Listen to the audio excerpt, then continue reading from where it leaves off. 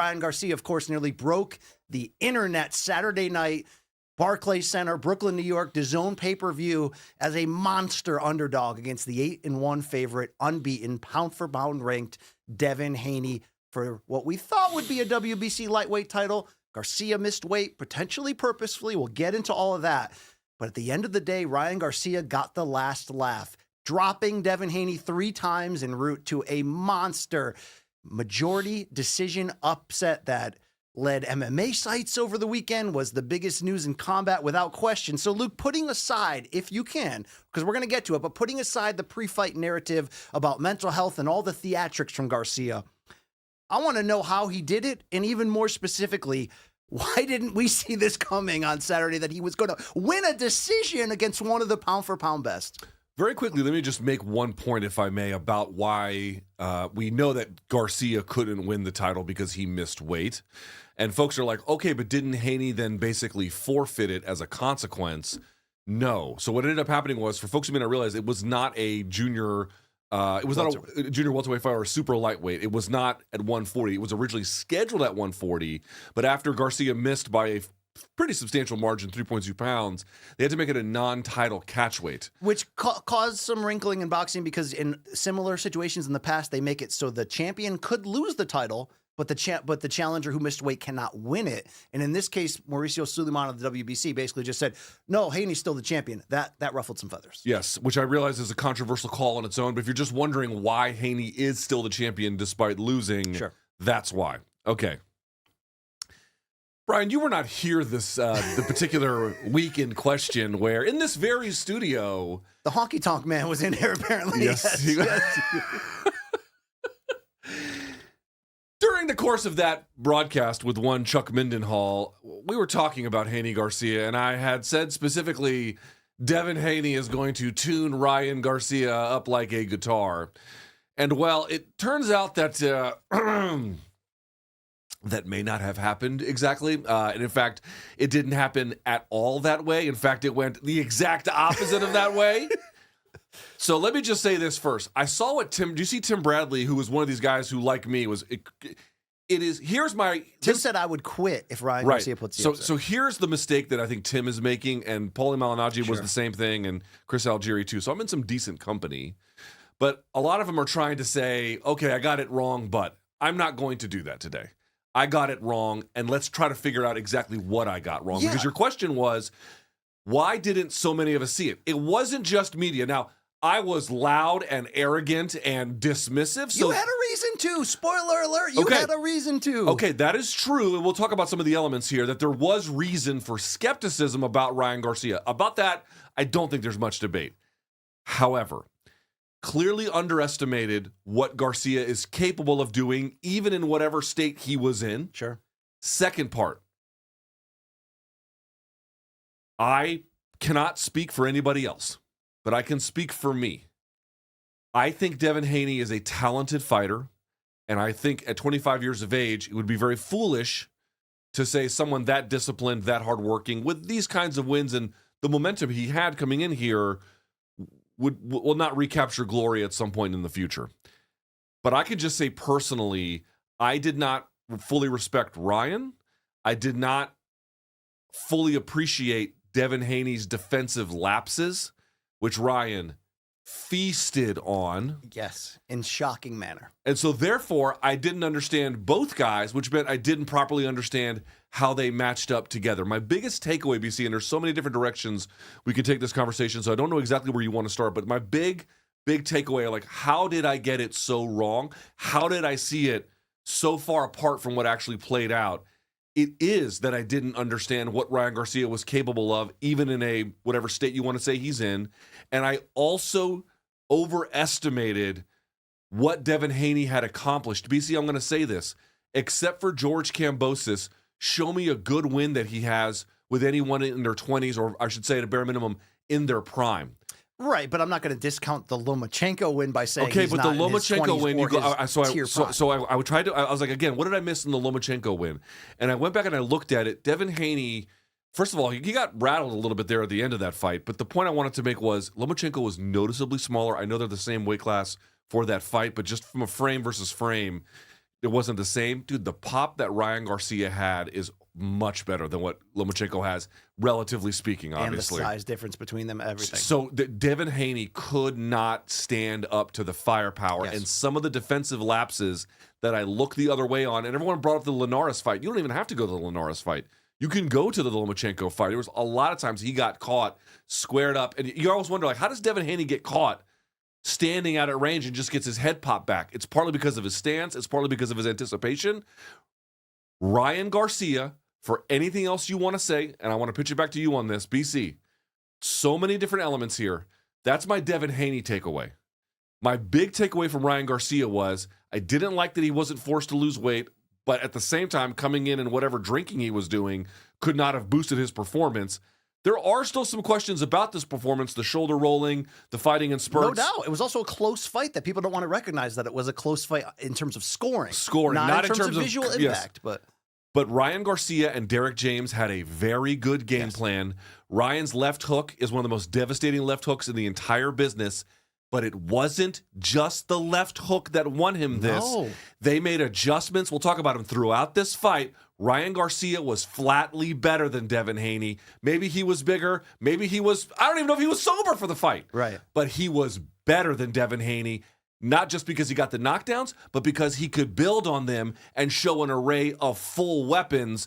Everyone wants to make it about the left hook. Played a monster role. That is not the only reason that Devin Haney touched the canvas 3 times. Yes, because Ryan's always had that left hook, and he had that left hook against Gervonta. The question was, could he use his delivery system to land it and then avoid the big mistakes that would lead to him? Like, why do we so aggressively pick against Ryan Garcia here? One, there was a legitimate debate about whether he lost his mind, and we're going to have that debate in topic 2, and it plays a big role, not just in the narrative, but also did he get in Devin Haney's head? And I think to a large degree he did. But Luke, the reason why we counted Ryan Garcia out so aggressively from a betting odds standpoint and from a prediction standpoint was this. He's super talented enough physically to get himself to the dance. No one's ever argued that. Anyone that says, oh, he's just an Instagrammer, just a wannabe model. No, he had a very good amateur career, and physically his tools are off the charts.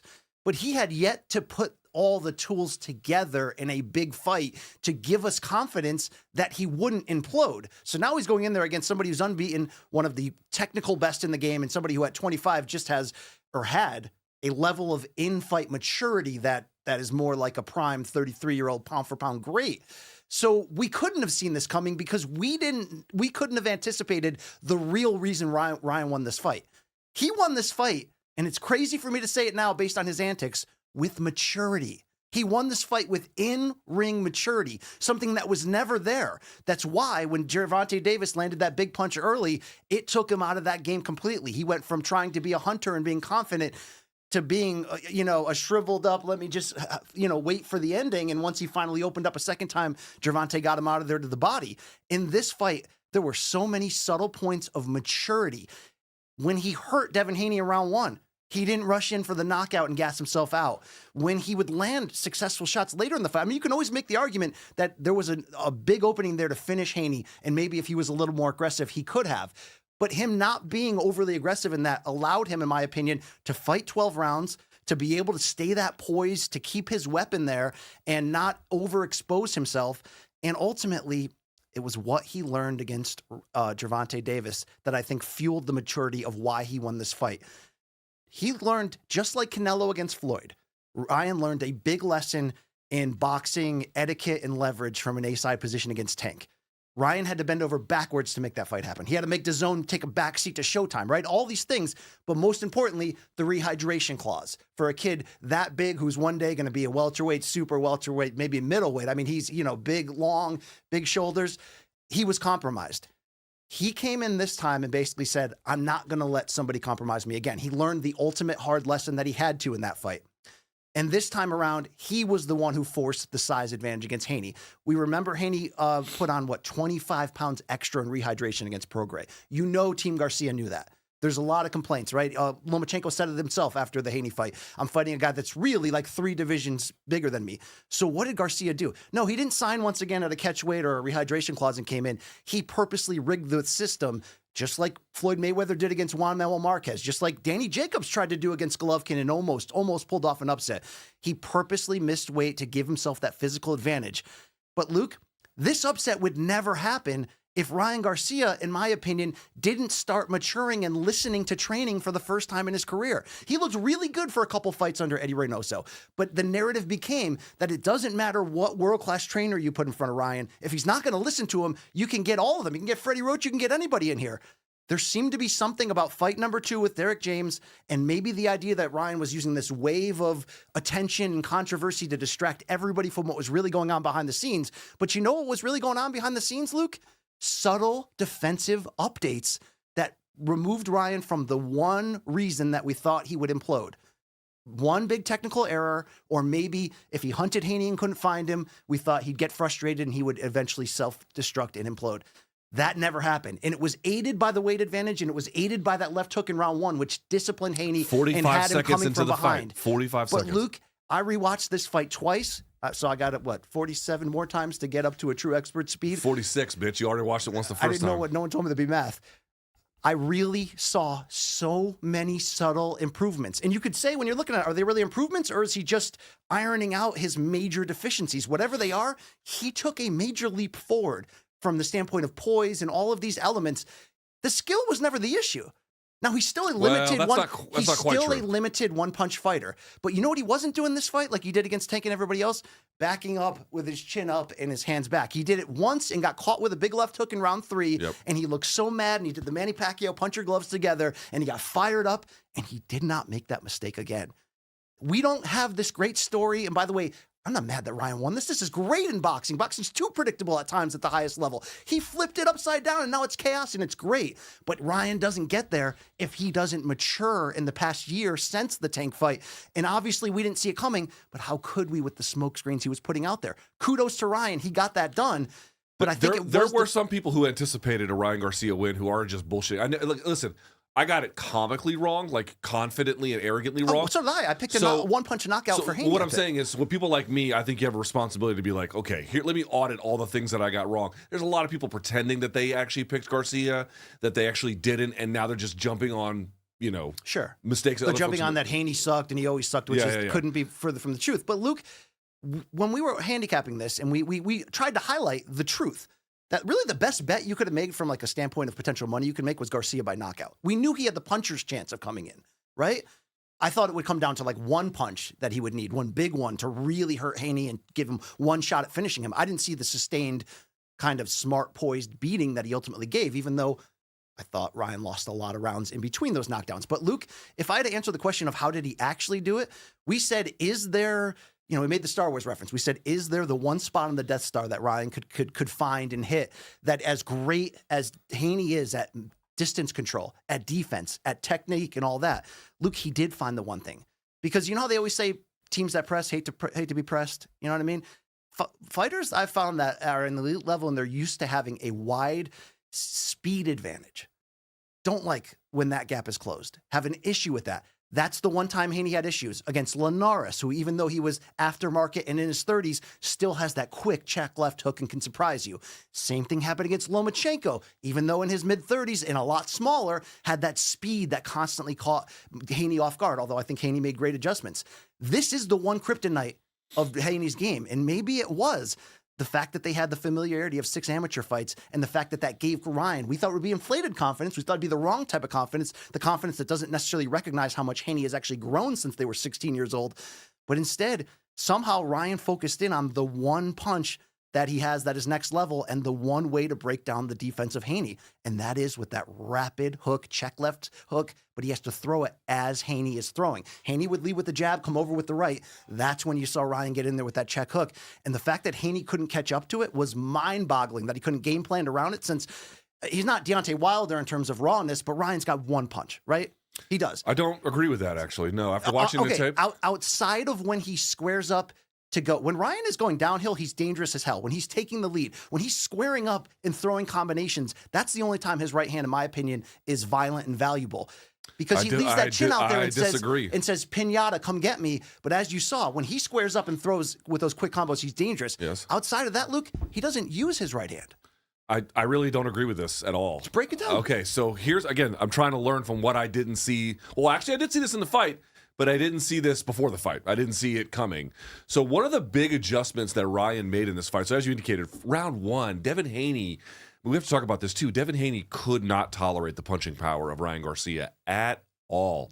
So that left hook comes right around the corner, and he's got him on skates. He survives. And credit to Haney, by the way.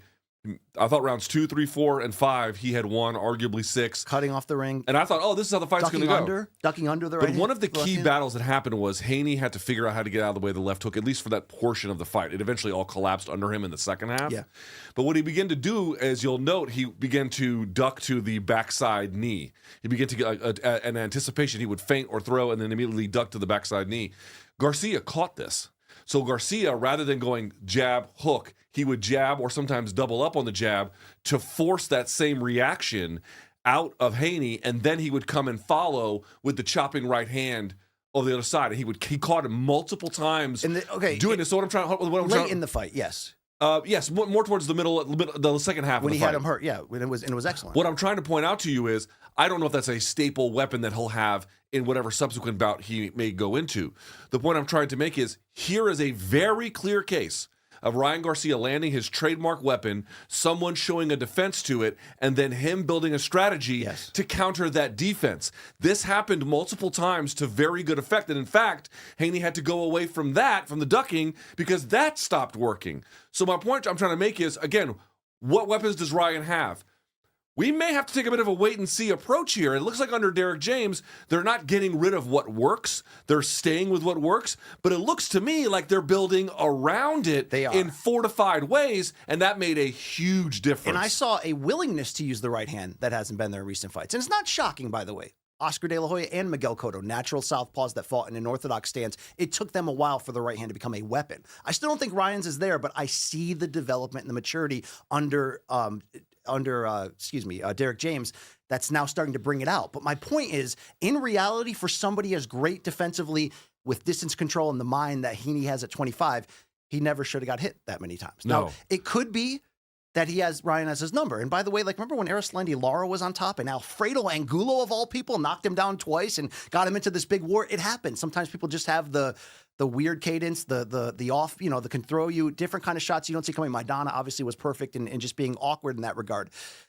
But in this case, there was one punch that was going to hurt Haney. It's just that I think that Ryan it was way faster than Haney anticipated here. And I think Ryan has sharpened his skills under Derek James, Also, where that left hand was consistently touching him. And here's ultimately the difference why I think Haney fell apart in the second half of this fight, where he hadn't previously. We all knew that Ryan would be a potential handful in the first couple rounds, especially if he was going to fight extra rabid, which he didn't, by the way. He was poised and controlled. He did fight confidently. Oh, yeah. And like I said, when he hurt him in round one, he didn't. I just want to compliment, or I just want to add on to it. When you had said that he had fought in a more mature way, and then you defined what that means, I do agree with that. I would also add to that, I thought this would lead to recklessness, so something else that I misjudged. Exactly. I knew he'd be confident. I didn't realize the confidence would actually elevate his game against a guy who could not hurt Ryan and keep him off of him. And so it actually emboldened and made Ryan better rather than making him reckless and therefore hittable. I fully agree. Didn't see that coming. But at the end of the day, Haney should have been in our thought process good enough. Okay, maybe he gets dropped once, maybe he gets hit in the first round like he did with that left hook, but to figure it out. And to how you laid out, you're right. Through rounds 2 through 5, Haney did figure it out. He ducked under that left hook, got inside. But Luke, he would get inside to land one shot and then hold. And ultimately, I think this is where he lost the fight. Let me explain it. What made Andre Ward great, the undefeated retired Hall of Famer, was that even though we looked at him similar to Haney and said, okay, doesn't have big-time power, not a knockout guy, obviously Olympic gold medalist, he's so skilled. But Luke, the difference between Andre Ward and his competitors in his biggest fights, Mikkel Kessler to kick off the Super 6 tournament, Carl Froch in the finale of that tournament, Sergey Kovalev in Ward's final fight. You know what the difference was, Luke? His ability to act like the bigger man and fight better on the inside backed up these bigger sluggers, and he found that they were vulnerable and there where he wasn't. Luke, outside of the body work that Haney did when Ryan was turning his back to him completely, which we will get to, it was a very dangerous strategy from Ryan. Outside of that, do you know what I didn't see all fight? I didn't see Devin Haney go into the body. really, outside of a couple of distance shots, Floyd Mayweather style, to keep that distance. I didn't see him doing that. He's not a big body guy. His inability to fight on the inside, which is what took Andre Ward from a potentially very good fighter to a Hall of Famer, I see. is something, I think, a lesson that he can only learn in the ring. So even though at 25 and even at 23, I mean, Devin Haney was arguably the fighter of the year last year along with Inoue. They were in the race tight neck and neck. He always looked so much more mature than he should have been. He almost fell apart against Lomachenko late, but he put it together in that final round and held tight and won a disputed decision. This was the lesson that, as great as you are turning pro at 17 in Mexico, and he's always mentally been ahead, one step ahead, I think this was the true lesson that he had to learn in the ring.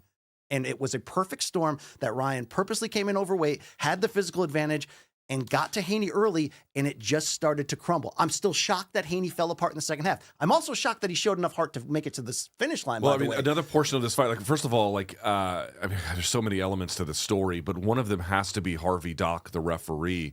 I mean, here's why this is, we'll talk more about this in just a minute, but here's why this is such a bad and devastating loss, is that not just did Haney get knocked down 3 times and then quite literally badly beaten. His face looked a mess. There were some concerns about whether he had a broken jaw. He said on Twitter he didn't, but nevertheless, he looked like in rough shape when it was over.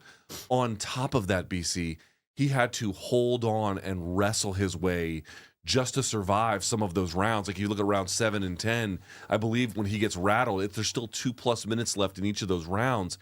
And there was clinching throughout the fight, but in those desperate moments, hanging on, it looked like desperation. It was desperation. It was exactly desperation. Yeah. He didn't even go for it in the final minute around 12 with the fight on the line. In some ways, he was actually lucky to make it to the final bell. I wasn't sure he was going to be able to at certain points. It really, really set him back. But getting back to Ryan Garcia here and all the things you've brought up and what makes him so successful in this regard, I do want to say this.